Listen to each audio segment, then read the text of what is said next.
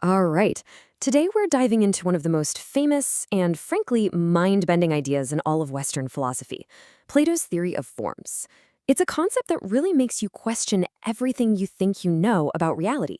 So, yeah, let's get right into it. So, let me start by asking you a question. Just look around you for a second. Everything you can see, everything you can touch and hear, is that the real world? Or is it possible it's all just a flickering, kind of imperfect copy of something way truer, something more permanent? This is the exact question that kept Plato up at night. Now, to really wrap our heads around Plato's solution, we've got to first try and see the world the way he did. For him, the world that we experience with our senses, it's fundamentally unreliable. He basically saw it as a world of shadows. So, Plato splits reality into two levels. Over on the left, you've got the sensible world. This is the stuff we perceive with our senses. And the big problem with it? It's always changing, always in flux. You know, a flower blooms and then it dies, a person is born and then they get old. Because nothing ever stays the same, all we can really have are opinions about it. But real, true knowledge? Plato said that comes from the intelligible world on the right, a realm you can only grasp with your mind, with pure reason. And that world, it's permanent, it's unchanging. And this is where Plato's really brilliant idea comes in. He said that this intelligible world, that's the real world, and it's made up of these things he called the forms. This was his big answer to the whole problem of change. So, what on earth is a form? Well, think of it like the perfect blueprint, the absolute, unchanging essence of a thing. So for Plato, there isn't just a beautiful flower over here and a beautiful sunset over there. No, there is one single, perfect, eternal form of beauty itself. There isn't just a fair law. There's a perfect form of justice itself. These are the real things we can have knowledge of. Now here's the crucial part, the bit that's a little hard to grasp at first. These forms are not just ideas floating around in our heads.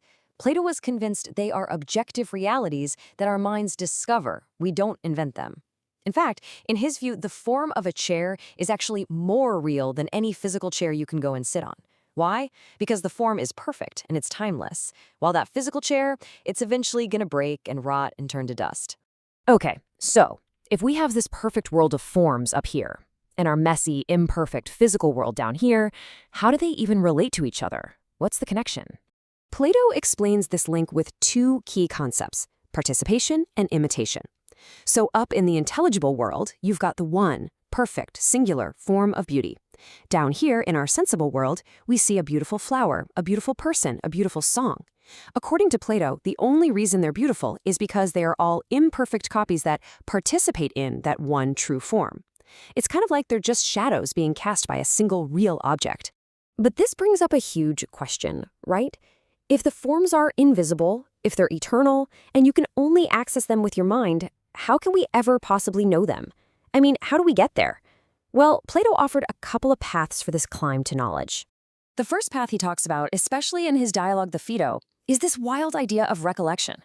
He argues that we don't actually learn about the forms for the very first time. Instead, our immortal souls are remembering them from a time before we were even born. And check out the logic he uses for this. How do you know that two sticks you pick up are not perfectly equal? How can you even make a judgment about something being imperfect?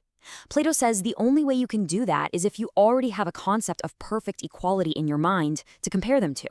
And since you've never ever seen a perfectly equal thing with your senses in this life, he argues your immortal soul must have known these forms before you were born. So learning isn't really learning, it's just a process of remembering that knowledge you already had. The second path is, well, a lot more poetic. It's described beautifully in another dialogue, the Symposium. And this path is a journey to the forms that's guided by the power of love, or as the Greeks called it, eros.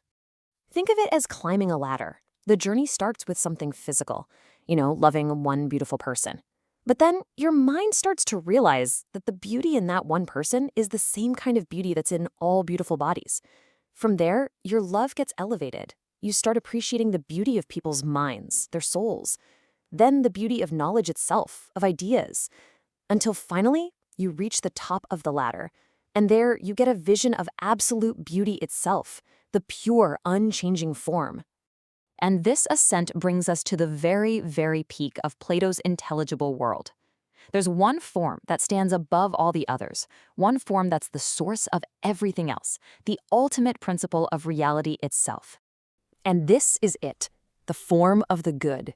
In Plato's entire philosophy, this is the final destination. It's the most fundamental of all the forms. So here's the best way to think about it. The form of the good is like the sun in the intelligible world, right? Just like our sun provides the light that lets us see physical things and also gives them the energy to grow, the form of the good illuminates all the other forms, like justice and beauty, making them understandable to our minds. And not only that, it's the very source of their existence. It's the whole shebang. This quote from the Republic is just, wow, it's astounding. Plato is saying the good isn't just another form, another essence.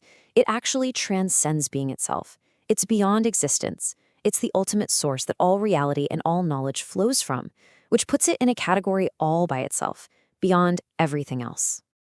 Now, you might be thinking, this sounds complicated. And you'd be right. Plato knew there were difficulties with this theory. He even criticized it himself in his later work. But the evidence is clear. He never gave it up. The theory of forms was the absolute bedrock of his understanding of reality, knowledge, and ethics, all the way to the end. And that brings us right back to where we started. You see, this isn't just some dusty old philosophy. It's a profound challenge to how we experience our own lives. If Plato is right, then our everyday world, everything we see and feel and care about, is just a shadow play. So it leaves us with this really provocative thought. What would it take for us to turn away from the shadows on the cave wall and see the light of what's truly real?